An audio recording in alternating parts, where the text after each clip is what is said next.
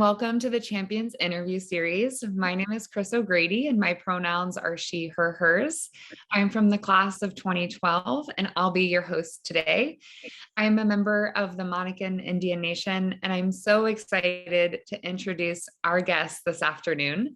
Joining us today is Adam Badmund. His pronouns are he, him, his, and has his master's degrees from Stanford in educational policy from 2005 and sociology 26. Adam is a member of Oglala Lakota Sioux Tribe, and today's Champions interview is co-sponsored by the Stanford Indigenous Alumni Association. Welcome, Adam. Thanks so much, Chris. It's great to be here. The Champions is an interview series led by Stanford Pride, featuring Stanford alumni who are championing diversity and inclusion as members of the LGBTQ+ community. We'll have time for audience questions and answers at the end. And during the chat, you can post your questions in the Zoom chat throughout the interview. We have so much to talk about today, Adam, but before we dive in, why don't you just tell us a little bit more about yourself? Happy to. Thank you, Chris. Just briefly about me. I've been involved at Stanford since I was a Stanford student in the past as a board member of Stanford Pride. So glad to have a homecoming here, and as a member of the board of directors of the Stanford Indigenous Alumni Association. I've also been a part of the Stanford Alumni Association, SAA, and previously served also a little bit on the board of the Stanford Club of San Francisco. So I've been quite involved with Stanford alumni communities since my time as a student. Professionally, I'm currently Chief Development Officer at Grid Alternatives. That's an international organization that builds community-powered solutions to advance economic and environmental justice through renewable energy. You definitely have quite the involvement with the Stanford community. And in addition to that, you're also the founder of the Tribal Solar Accelerator Fund, a philanthropic initiative that supports a vision for Indian country that's educational, entrepreneurial, and completely renewable. What was the motivation to found the Tribal Solar Accelerator Fund, and what's the impact you hope to have in Indian country? Yeah, well, I'm really happy to speak about this work in part because of the personal connection I have to it. As you mentioned, I'm a member of the Oglala Sioux Tribe, Lakota, and my reservation is Pine Ridge, based in southwestern South Dakota. And me and my family are from the Black Hills and the Badlands, an area that we consider sacred. I've been fortunate to work as a nonprofit development professional in fundraising and financing since my time as a Stanford student, where I also worked at the Center on Philanthropy and Civil Society and the Haas Center for Public Service, where I now serve on the National Advisory Board. For my entire career, I've worked as a land and water protector, and this work is resonant to me and my personal mission to strengthen people and planet through philanthropy. The genesis of the Tribal Solar Accelerator Fund was really around the activism that was happening around Standing Rock back in 2016, towards the end of the Obama administration and the early Trump years. The organization I work with now, Grid Alternatives, is based in Oakland, and we're a leading renewable energy nonprofit organization in the United States with a mission to make renewable energy technology and job training accessible to frontline communities fighting for economic and climate justice.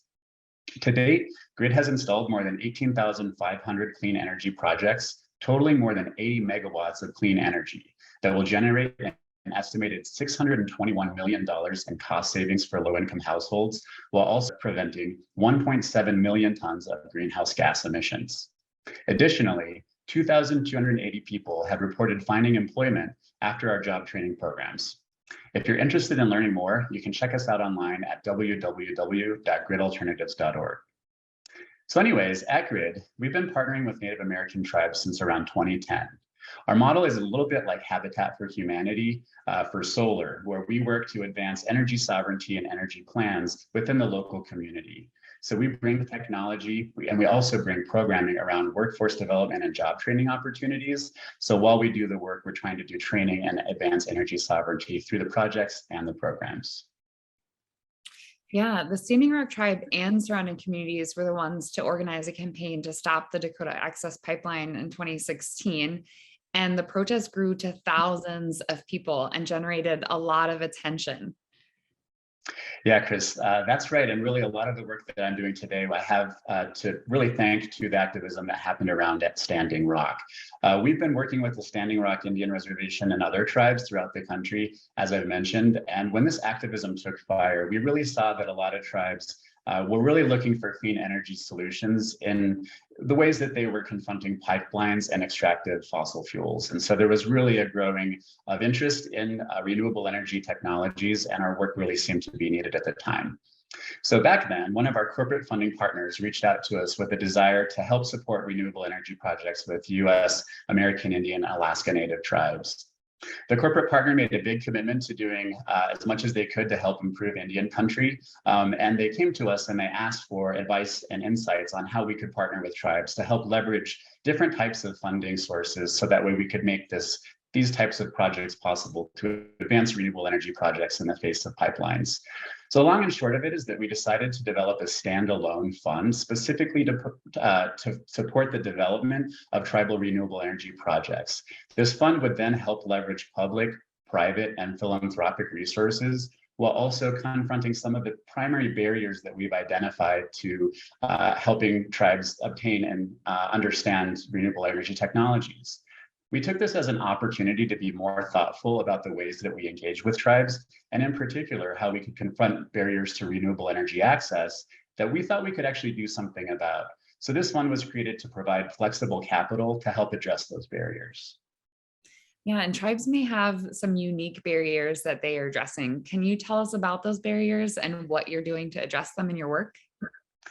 Absolutely. So according to the National Renewable Energy Laboratory, which has done some research on this topic, the first barrier that we come to understand was a very significant one, and that's the barrier to access to funding and financing. So of course, this fund came to be in part to help meet that barrier that tribes were facing. So this is where the corporate dollars have also been able to help us, where we can leverage dollars from donors, from companies, from public agencies, and from philanthropy to leverage these dollars to help make those projects happen.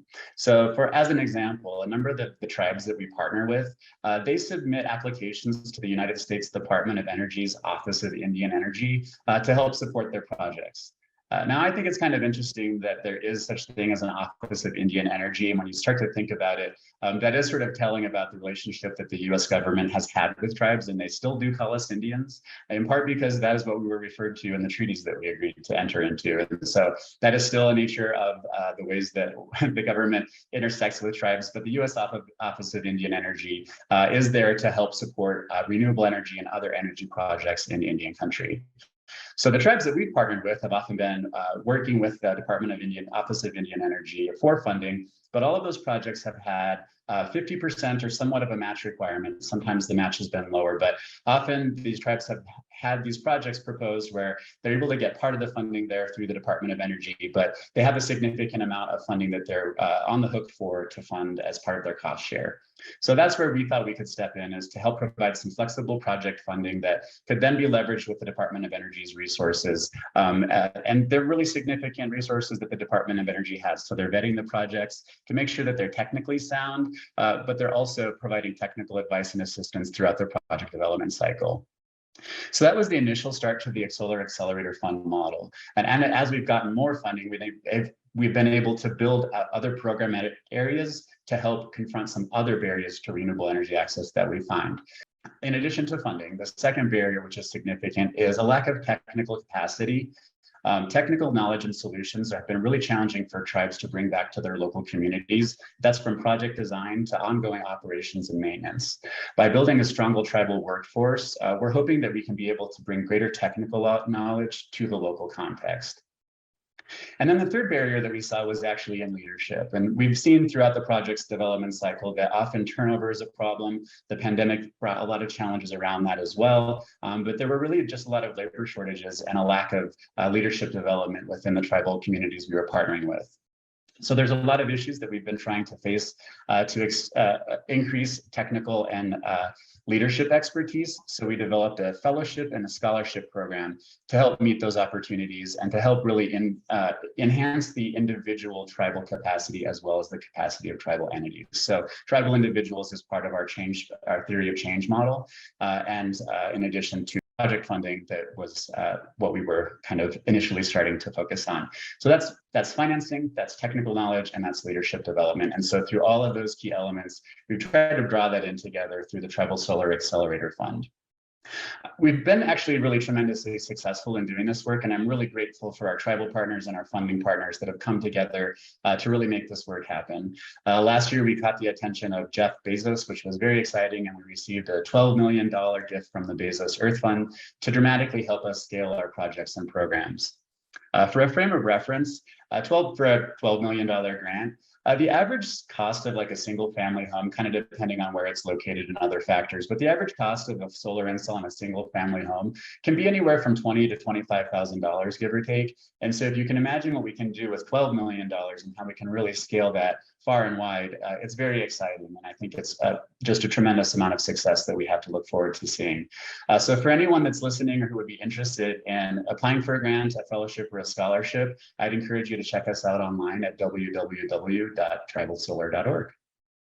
This is so amazing to hear about. I think it's so helpful to have resources for tribes that are working on their tribal governance structures in terms of strengthening their tribal sovereignty in this area. Many tribes are building up their own enterprises around renewable energy that centers their cultural connection to the land as well, and really having that within the framework and how they're approaching this work. Does your cultural connection to the land guide how you approach the renewable energy sphere? And if so, how? Absolutely. The cultural connection to the land and to the sky is really what motivates me as a tribal member doing in this work. And these are culturally based and really components of my family and my tribe and my people. In the simplest ways, what we're really trying to do is to protect Mother Earth, and we're doing so with the wisdom and solutions of grandfather sky.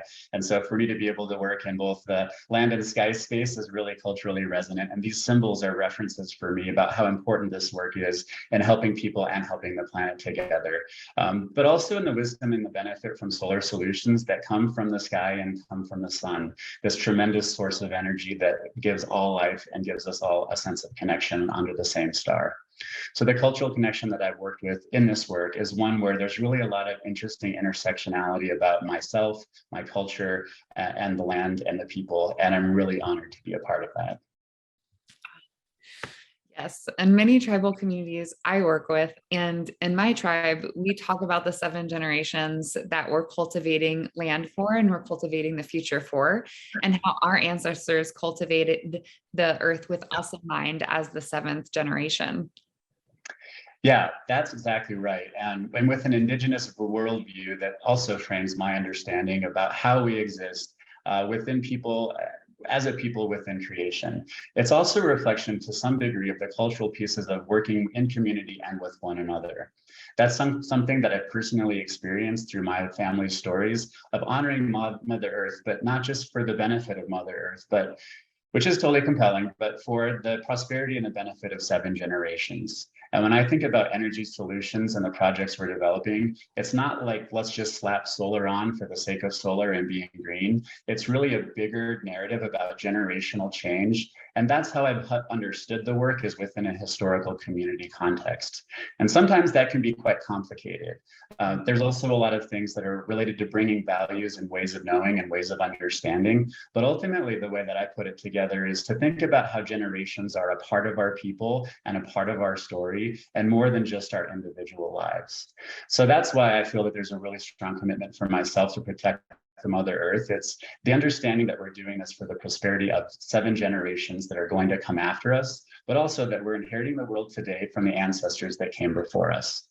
This is an understanding of multi-generational cultural connections to the community and to the work. And it's really one of the ways that I, as an Indigenous person, really bring my worldview and my understanding of the world into the concepts that I find are related and intersectional. This is how I think about the work, and this is how I think about the generations that motivate us for the reasons why we're doing this work today.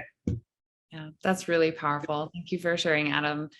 You also mentioned a few times energy sovereignty.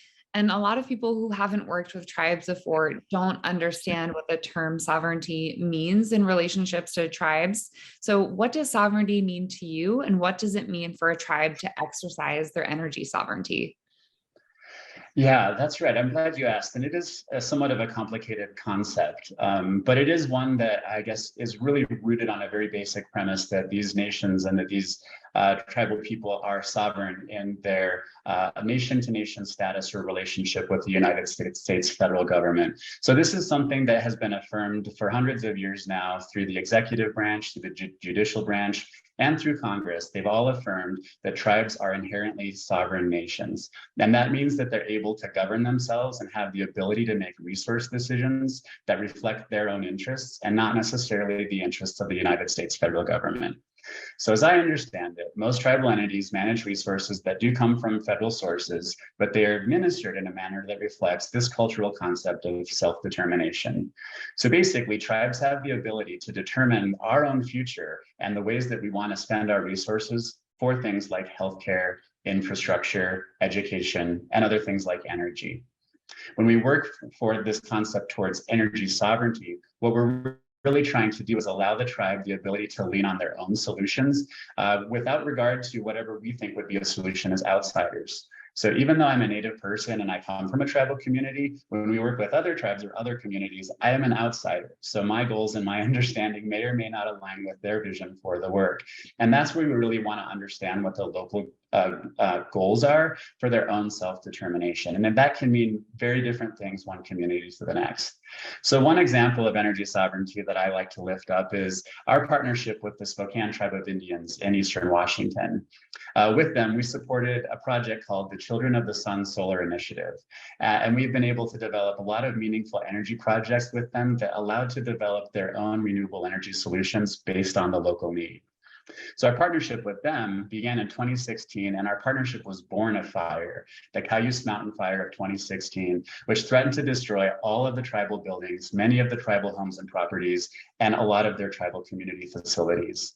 The fire ended up in the end destroying their transmission lines, making it impossible for them to fight the fires and protect their lives and livelihoods. During this fire, 14 homes were destroyed and 50 tribal members were displaced. After this fire, the tribe made a significant commitment to finding local energy solutions that would prepare them for the next disaster.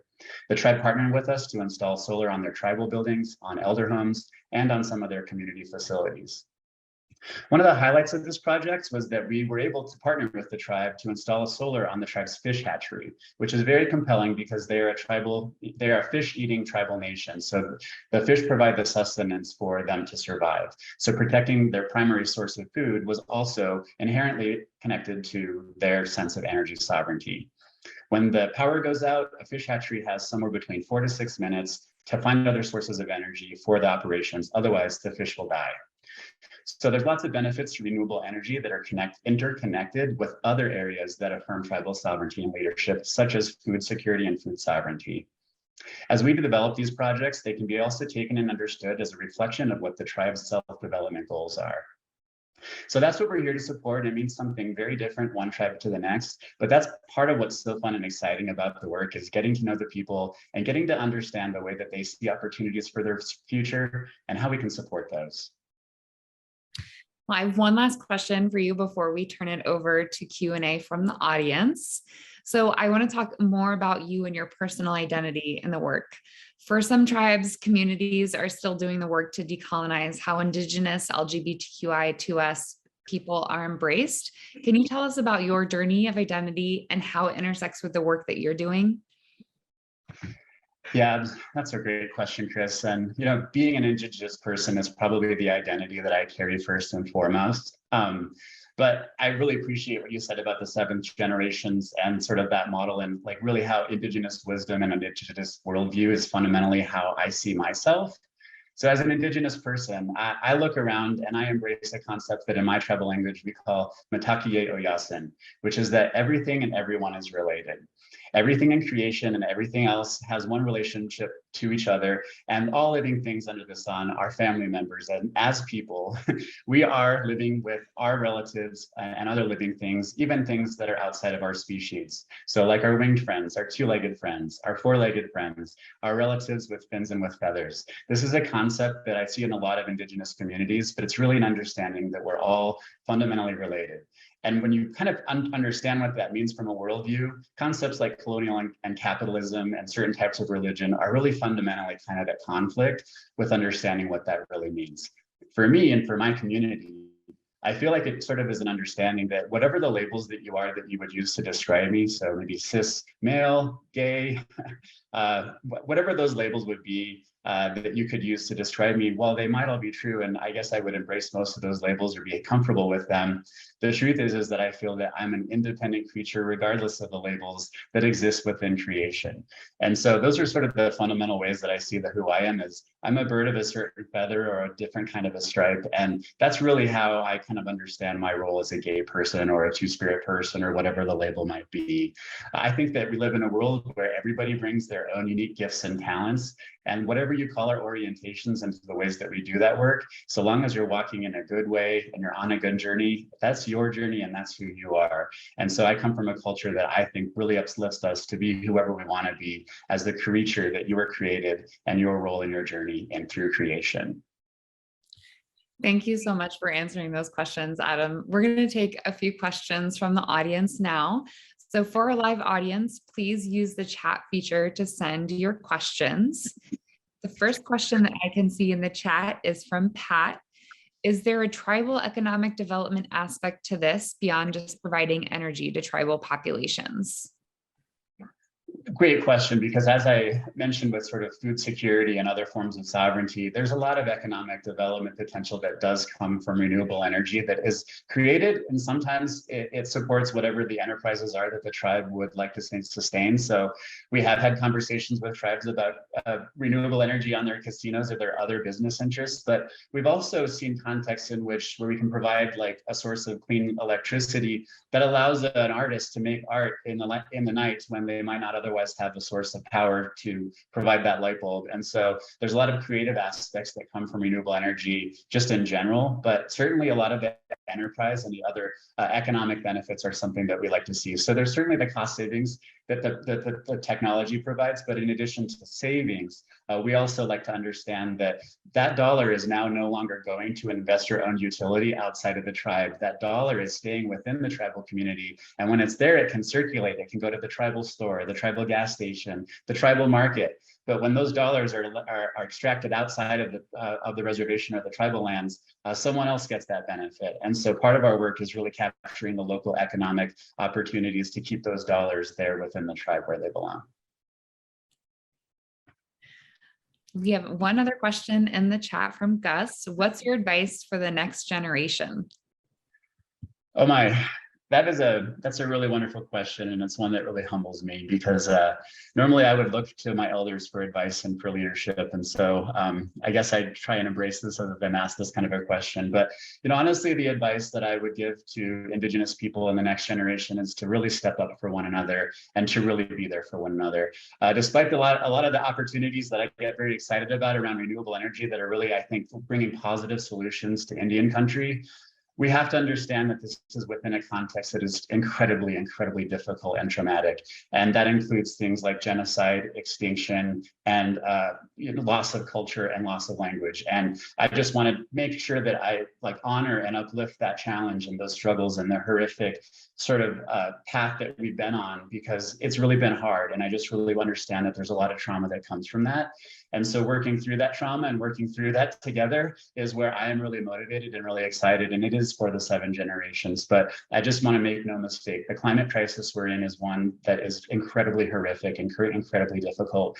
And so my advice and my request to all of us is that we really show up for one another and live in community, that we follow the ways of our ancestors, and that we really speak to one another for a stronger, more resilient future together than we would otherwise have alone in this fight. And so I ask my Indian country and my friends and colleagues to join us in this work. And I look forward to the future that we're building together.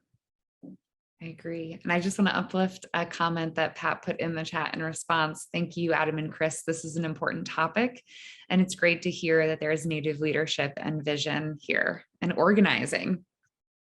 I'm honored. Thank you so much, Chris. It was a pleasure to be a part of the Champion Series here today. And thank you so much for facilitating this. Yeah. Thank you everyone for joining us today. I'm Chris O'Grady. Our guest is Adam Badmoon. This has been The Champions, an interview series of Stanford Pride.